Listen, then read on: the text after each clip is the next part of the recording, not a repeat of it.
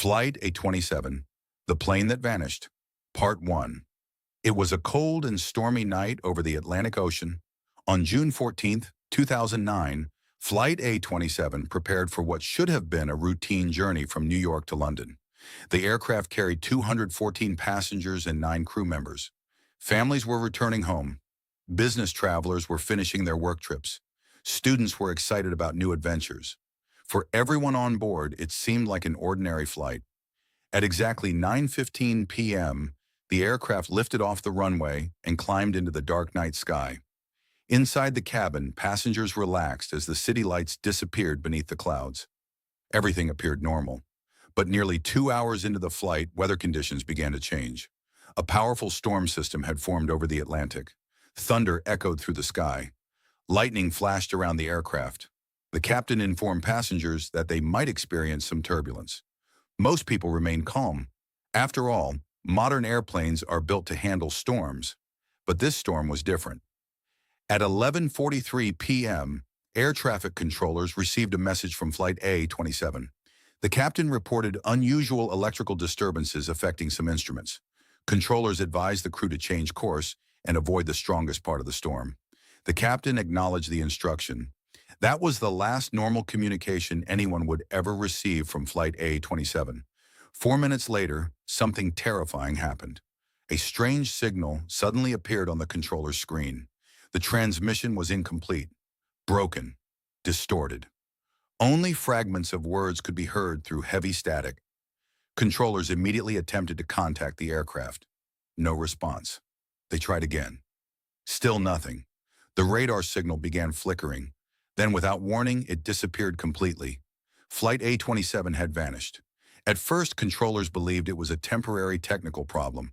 Sometimes radar contact can be lost for a few moments. But minutes passed. Then more minutes. Nothing. The aircraft was gone.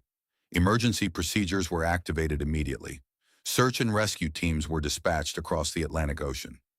Military aircraft joined the operation. Ships scanned the ocean for any sign of wreckage. Everyone expected debris to be found quickly, but nothing was there. Days turned into weeks. Search teams covered thousands of square miles of ocean. They searched day and night. No floating wreckage, no emergency beacon, no life rafts, no survivors. It was as if the aircraft had simply vanished into thin air. News of the disappearance spread around the world. Families waited desperately for answers. Experts appeared on television trying to explain what might have happened. Some believed the storm caused a catastrophic failure. Others suggested a fire or electrical malfunction. But investigators faced one major problem. There was no evidence. Without wreckage, there were no answers. Months passed, then years. The mystery slowly faded from public attention. Flight A-27 became one of aviation's greatest unsolved disappearances.